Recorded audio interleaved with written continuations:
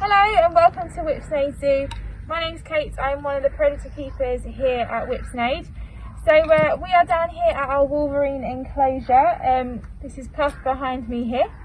So what we're doing, for those of you who don't know, it is Martin March. So we are celebrating the release of the pine marten out into Gloucestershire. Now the pine marten is a member of the mustelid family, and there are many members of this family.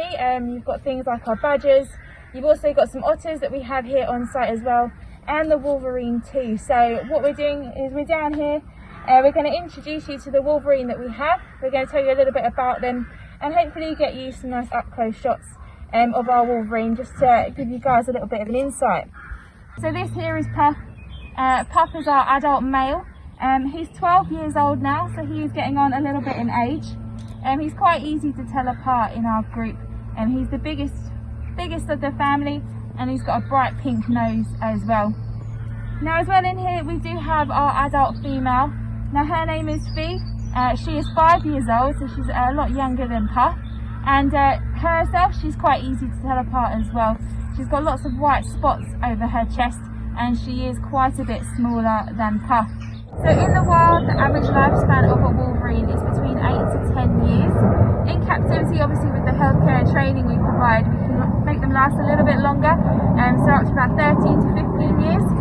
So as I said, Puff is 12 years old now, so he is getting on to be an old man, but so far he's been in good condition, and we're able to take good care of him. Now when it comes to the breeding of wolverine, it can be really complicated.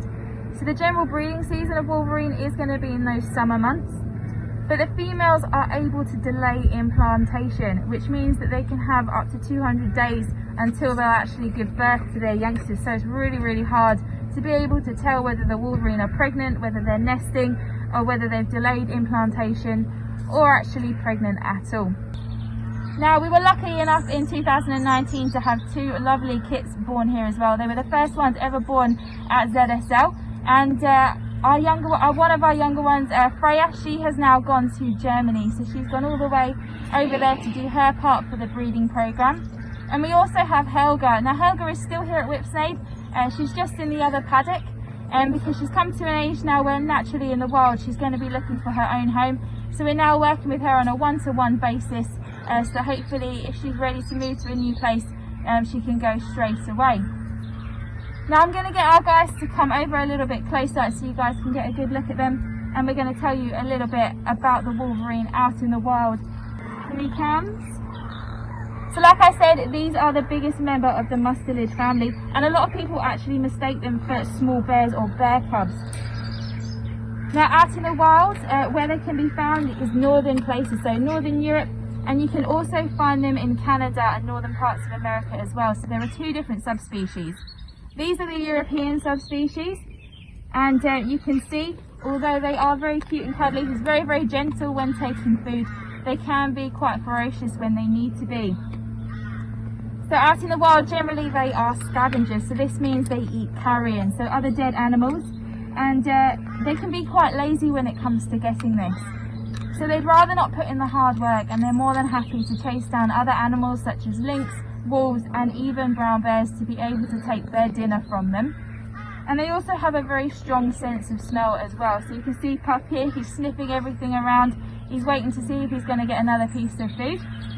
And that sense of smell can actually be used for these wolverine to smell a carcass underneath up to 12 feet of snow. So they can spend ages looking for that meal. They'll then be able to dig through it with ease. Puff's got very large paws, so they help spread the weight throughout the snow. He's got sharp, semi-retractable claws as well, and these will be helped to dig through the snow and get to that carcass. Now probably because of the snow, that carcass is going to be frozen.